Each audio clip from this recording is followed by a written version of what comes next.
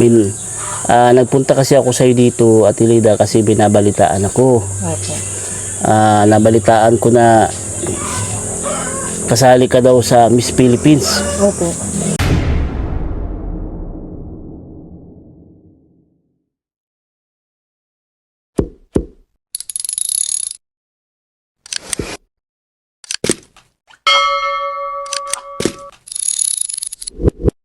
Isang pinagpalang araw po mga kaagapay. Welcome back sa ating munting channel, Kaagapay JM Vlog. Please like and share and subscribe sa ating munting channel. Maraming salamat po in advance mga kaagapay. Bali ngayong araw pong ito mga kaagapay, may nabalitaan ako. Papunta tayo ngayon dito kala Papa P. Nabalitaan ako na si Ate Lida, asawa ni Papa P.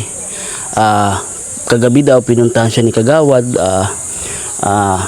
Hello po Kagawad, pinuntahan daw at in-invite itong asawa ni Papi, si Ate Lida na kumandidata sa Miss Philippines. Wow, bigatin siya ang asawa ni Ate Lida, ay asawa ni Papi, si Ate Lida, kandidata sa Miss Philippines 2026. Kaya abangan natin mga kaagapay. Tingin natin ang paghahanda ni Ate Lida sa nalalapit na kanyang laban. Yan, yun lamang po mga kaagapay. I love you all. Stay safe and God bless. Ayan, dito na tayo kay Papa P. Tao po. Opo. Ay, hello Ate Lida. Opo. Kamusta? Dito tayo Ate Lida. Madilim yata dyan sa loob nyo. Dito na lang tayo mag-usap sa ano. Yan. Kamusta ang buhay-buhay? Ha? Buti man po. Buti naman. Yan. Nagpunta kasi ako sa iyo dito, Ate Lida, kasi binabalitaan ako. Opo. Nabalitaan ko na kasali ka daw sa Miss Philippines. Opo. Ha? Daw po ma-practice daw po mamaya. Ma-practice kayo mamaya. Opo, mga alas 3 daw po. Alas 3 ng hapon ang practice nyo. Ay, unang-una gusto ko i-congratulate ka. Salamat po. Siyempre, gawin mo yung best mo. Siyempre, di ba? Opo. Alam mo, madaming mag-aabang sa inyo yan, sa mga nanonood. Lalong-lalo na yung sponsor nyo, si Sir Pearls. Siguradong manonood din si Sir Pearls. Kaabang-abang mga kaagapay yung mangyayari na tasali si Ate Lida sa Miss Philippines. Alam ni Papa P? Alam na po. Ang sabi ni Papa P? Bahala ka niya kung gusto niya. Pero po, parang kinakabahan pa po ako. Parang kinakabahan kasi first time mo na sumali sa ganyan, di ba? First time. Normal naman yan Ate Lida na kabahan ka. Ganyan talaga sa first time, kakabahan ka, hindi mo alam kung ano mangyayari. Yan na yung mga napapanood mo, kagaya ng mga napapanood mo na pageant, mga ganun yung pa Ate Lida. Miss Philippines, hindi basta. Miss Philippines ang sasalihan mo Ate Lida. Meron din niya question and answer. Halimbawa Ate Lida, tatanungin kita. Halimbawa, tanungin kita. Merong isang tangkal, merong 5 baboy, tumalon yung 2, ilan ang natira? Isa po. Isa ang natira. Isa po. Correct! Ang galing na Ate Lida. Tama mga kagapay, isa ang natira. 5 yung baboy sa tangkal, tumalon yung 2, isa ang natira. Saan napunta yung iba? Correct! Magaling nga Ate Lida, magaling po, magaling. Madaming kaabang-abang itong event na ito mga kaagapay kasi ang alam ko kagabi ka lang pinuntahan dito ni Kagawad. Kagabi lang po, mga alas 7. Anong paliwanag sa iyo ni Kagawad? Kung kakayanin ko daw po mga boses na lalaki sa babae, sa bata. Sabi ko, kaya ko po. Boses lalaki, boses bata. Kakaibang Miss Universe pala ito. So, ano sa tingin mo ang kaya mo? Parang kung nakakaya ko mga boses ng lalaki, sa babae. Sige, sample daw. Kaya mo, sample ka? Ano po yun? Boses lalaki, halimbawa. Ano ba nangyayari sa iyo? Ano nangyayari sa iyo? Boses lalaki, boses bata. Papa, na po kayo mag-aaway ng mama. Umuaaway ng mama. Galing. Una pa, ngayon pa lang Ate Lida, kinukongratulate kita. Kakaiba ang talent mo Ate Lida. Kakaiba. Kakaibang kakaiba. Anyway, Ate Lida, nagulat nga ako na nabalitaan ko na kasali kang sa Miss Philippines. So, nagulat din ako, natuwa. Alam mo, Ate Lida, masaya din sumasali sa ganyan kasi nabuboost din yung confident natin, Ate Lida. Sana dyan na magsimula na maboost yung confident mo, hindi ka na maging mahiyain. Ate Parang Lida. akong kinakabahan ako ay. Oo, lumaban ka lang, Ate Lida. Go for the goal. Yan. Magkano ang grand prize? Sabi daw po 1,000 lang daw po. 1,000 ang grand prize. Yun lang po ang narinig ko. Malaki, malaki. Anong, halimbawa ko sakaling manalo ka, saan mo gagamitin yung grand prize mo? Dadagdag ko po sa paninda ko po. Lalagay mo sa paninda mo.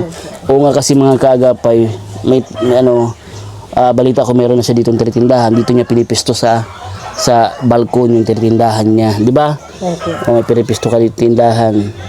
Ngayon, wala yata ngayon. Sarado ang tindahan mo. Tinatanggal ko po dahil po nagsisingawan po yung mga Tinatanggal mo kasi mamaya aalis ka. Okay. May practice sila. Unang practice pa lang yan, di ba? Opo. Unang practice pa lang nila. So, ang practice nila dyan sa barangay hall. Opo, sa Maragay Hill po. Yan kayo mga practice. Kasi, dyan gaganapin yung event para mapamiliarize nyo na yung stage. Tama lang naman, doon kayo talaga mag-practice para familiarize nyo na yung stage. Hindi kayo maliligaw, alam nyo yung gagawin nyo. Tuturuan naman kayo dyan. Opo. So, hindi ka makakabahan na malilito ka. Pagdating, ang technique niya, Ate Lida, bawa, yung gabi, event, madaming tao nanonood sa'yo. Huwag mo silang titingnan. Ang tingin mo lang sa malayo, doon, sa straight. Halimbawa, doon, sa gate ka nakatingin. Kasi pag tumingin ka sa tao na nakatingin sa'yo, madidistract ka. Magugulo ka. Straight lang ang tingin mo. Kumbaga parang lampas sa tao, doon ka sa dulo, doon ka sa may gate ng barangay hall tumingin. O para hindi ka madistract. Tuloy-tuloy lang ang sagot mo pag tinanong ka. Siyempre, andyan yung malakad kayo, mga nakadress. Andyan yung malakad kayo, naka sportswear. May mga ganyan yan, sportswear. So, sinasabi ko na sa'yo, Ate Lida. Nakapanood ka man na yata ng mga ganyan, di ba? Nakapanood na po ako, pero parang ako lang po, parang kinakabahan ko. Kinakabahan ka lang, oo. Iba din kasi yung alam natin, yung napanood natin, sa mismong tayo ang kasali. Iba yung pressure ng mga kaagapay. So, ang alam ko si Bogs, tumali sa ganyan noon. Naka first place si Bogs. Ang sinalihan dati ni Bogs ay Beautiful Men. Kung saan yung mga lalaki, nagdadamit babae. Bading! Tumali dun si Bogs. Saka si Kim, yung dalawa sumali.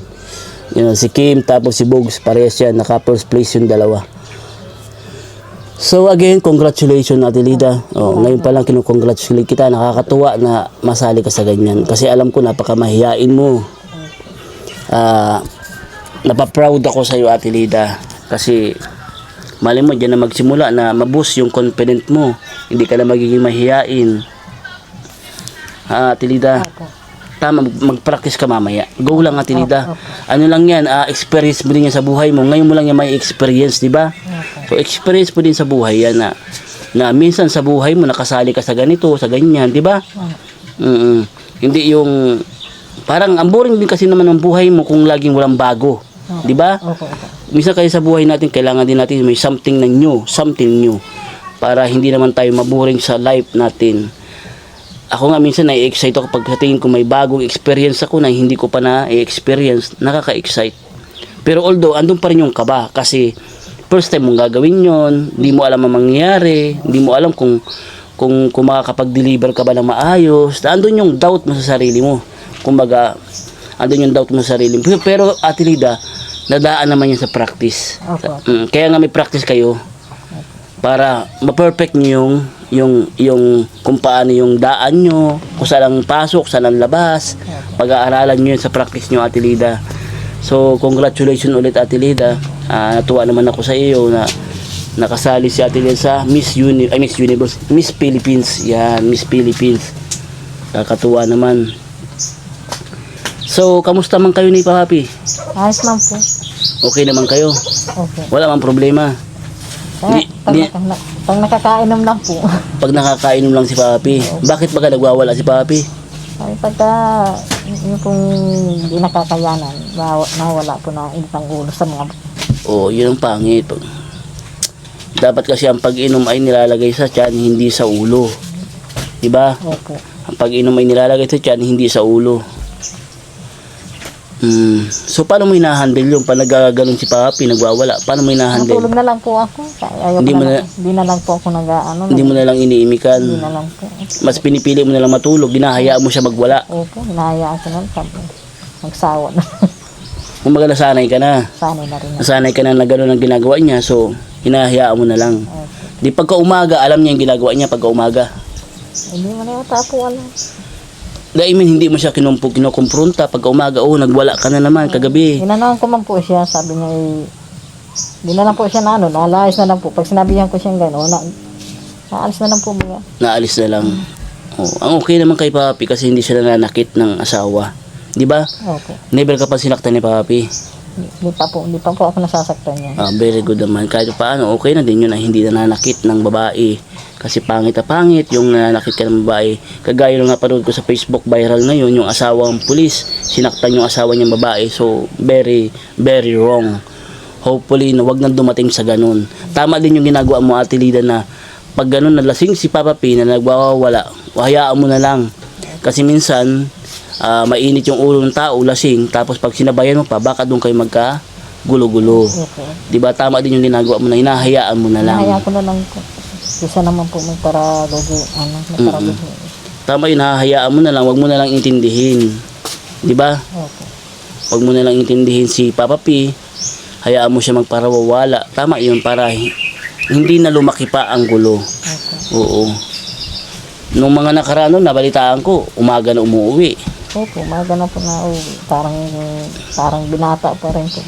Oo, isang beses mga kaagapay, may nabalitaan ako. Pero tinanggi yun ni Papa P. Tinanong ko si Papa P, tinanggi niya. Pero madami nagsasabi na ito daw si Papa P, may nagmalasakit na tricycle, hinila si Papa P. Ang tricycle, si Papa P tulog sa padyak, lasing na lasing. Hindi ko rin po Dinala dito. Hindi ko rin po napansin yun dahil parang tulog pa yata po kami. Tulog pa kayo nun? O umaga daw nun, tulog si Papa P. Ang nangyari, hinila na lang si Papa P kasama yung padyak nung tricycle na nagmalasakit. Inuwi dito si Papa P, lasing na lasing, tulog. So, ganun lang nangyari. So, tinanong ko si Papa P nun, tinanggi naman niya. Okay, sige. O, pero madami nagsasabi ng mga nakakita, mga tao nga sa paligid. So,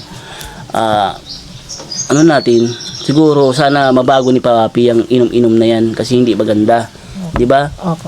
Hopefully, pagdasal na lang natin na ma-realize din ni Papa P na walang magandang patutunguhan ang ganyang pag-iinom. Lalo na kung ang pag-iinom mo ay nilalagay mo sa ulo, hindi sa tiyan. Di ba? Ganyan nagwawala-wala pa. Hindi man nagbabasag ba ng gamit? Hindi man po siya na ng gamit. Okay naman pala. Okay na yun, hindi nagbabasag gamit. Basta pa naggaganon siya, hayaan mo na lang. Okay. Tama yung ginagawa mo. O kamusta man kayo dito? May pagkain pa naman kayo. Meron pa naman po kaso lang po problema ko lang po gaso lang po. Wala pong karga.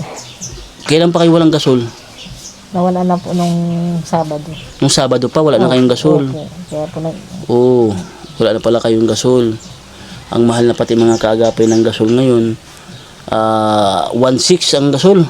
Tama no? Hindi ko pa po alam. Tama, 1.6. Kasi yung kapitbahay namin nagpaganyan, napresyuhan siya 1.6 ang pakarga niya. Opo.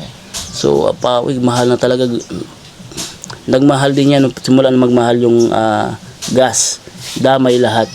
Pati gasol, mahal na din kasi yun na nga yung gas. So, 1.6 na ang presyo ng gasol. Talaga malaki na, Ate Lida. Opo. Hindi na biro.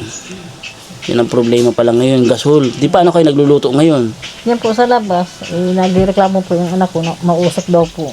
Mausok. Oo nga naman kasi gatong. Gatong po ay. Oo, mausok talaga pag gatong ang gamit mga kaagapay. So, masakit din sa mata yan. Masakit din sa mata yan. Opo. Kaya po yung pong anak ko yung nagreklamo. Oo, si Tutoy. Opo. Nagreklamo si Tutoy. Baka masakit man sa mata niya. Opo. Pinapaliwanag niyo na lang kay Tutoy na wala na kayong gasol. Opo. Ay sabi niya, basta mama, hanap ka mama. Hanap doon ng ano? Ano daw po ng gasol. Hanap doon ng gasol. Opo. Kung gusto ba ni Tutoy na magkaroon kayo ng gasol, di ba? Nakikita man din yata ni Tutoy na nahihirapan kayo. Mahirap din kasi yung paamak kayo. Opo. Lalo na pag ganyan, kagabi, lakas ng ulan. Kaya nga po, pagka umaga, barasa na po yung gatong. Yan problema, basa yung gatong. So, mahihirapan ka magpaamak, magpaapoy. Opo. Yan ang hirap pag ganyan ang gamit mo ay gatong. So, kailangan pag ganyan maulan, isilong nyo yung mga gatong nyo. Ang mga gatong kasi nila mga kaagapay na andito, pakita ko sa inyo. Dito sila nagluluto. Diyan sa labas na yan, sa labas. Diyan sa labas na yan, diyan sila nagluluto. Andyan din yung mga gatong nila. So pag nag-ulan, basa talaga. Diba? Basa talaga. So anyway, hopefully pagbalik ko Ate Lida, may maganda akong balita para sa inyo ha. Opo. Saan makabili tayo ng gasol nyo at wala na pala kayong gasol. Mapalitan natin yan. Meron ba dito malapit na bilihan? Sa Talisay po, sa Sa bayan. Talisay, bayan Talisay meron. Okay. Yun ang pinakamalapit. Opo. Okay. Dito na lang mabili. Ano? Opo. Sige, pagbalik ko, pagdasal-dasal mo Ate Lida na pagbalik ko, meron akong magandang balita na makabili tayo ng gasol nyo. Yun man lang ang wala sa inyo ngayon. Pagkain naman, meron pa. May pagkain May pa bigas pa kayo. Sa kaunti na po. Kaunti ng bigas nyo? Opo. Oo, kakaunti na din. So, samahan na lang siguro natin bigas pag may pera-pera tayo. Ano? Opo. Sige Ate Lida. Congratulations ulit Ate Lida sa iyong pagsali mo sa Miss Philippines ha. Opo. Oh. Bale, maputa na rin ako Ate Lida ha. Hindi na rin ako magtatagal. Ayan. So ayun mga kaagapay, abangan nyo ang kaganapan sa buhay ni Ate Lida. Sasali po siya sa Miss Philippines. Ayan. Sigurado ang sponsor mo si Sir Perds, manonood yun. Si Sir Perds.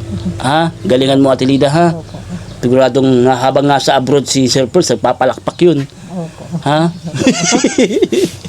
Yun lang mga kaagapay. Pupunta rin po tayo. I love you all. Stay safe and God bless.